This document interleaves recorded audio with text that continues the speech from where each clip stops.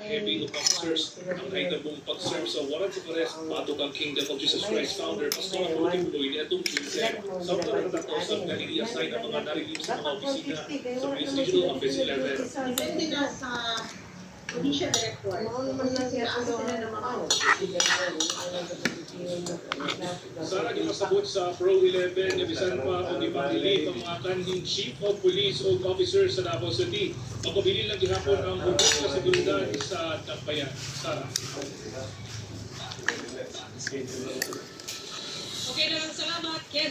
Kung gani ang ila Bernis Sabado, nang tulog sila. Giputian sa DILG na dunay 10 million pesos na reward money alang sa dunay informasyon kalabot kang Kingdom of Jesus Christ founder Pastor Kung Apollo. itaw to kay, nagkota tali ngay. 10 million. Reward. Ha? 10 million. O, tako. Kasa, Kibuloy? Oo. Tapos, bakit ang Kibuloy, luwagan ni Kibuloy 10 million.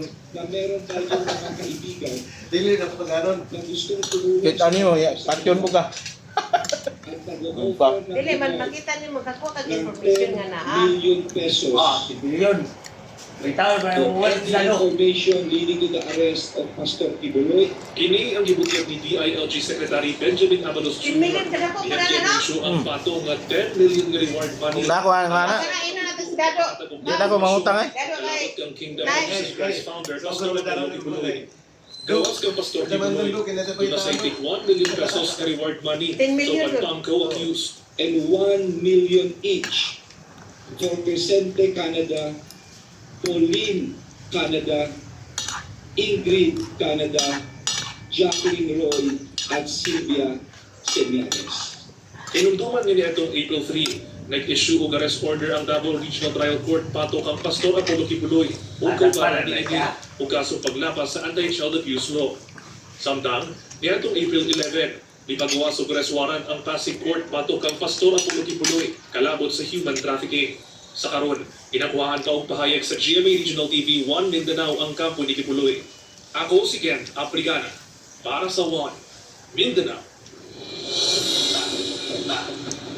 10 million. Usa ang patay diyan gilamoy sa kalayo ang 11 ka balay sa Barangay Tablon, Cagayan de Oro City kagabi. Sa kuwang video sa netizen nga si Ali Mutya Untolan nagkaon na lukupda sa pagkakaso og bihayag ang kalangitan pasalo sa gabi adlaw nga Domingo sa Purokjis, Barangay Tablon, Cagayan de Oro City. Gani tungod sa kanako sa kalayo, pinaspasay na dabong pagresponde sa mga personal sa BFP. Sigon sa investigasyon, sa kalalaking 19 anyos ang napangkat patay sulod sa mga nasunog ng mga panimalay. Samtang diabot sa 11 ka mga balay ang naugnaw. Sa kapin, 60,000 pesos ang damages, sangit, sagad, gama sa light materials. Panayon pa ang investigasyon sa hinungdan sa sunog. Dili kasi nakapang ni siya pagkapula sa kwan, kalayo. Pero, wala niya naman kaya nga natrap na dahil siya sa iyang kuhan, palibot niya, muna sa kagawas.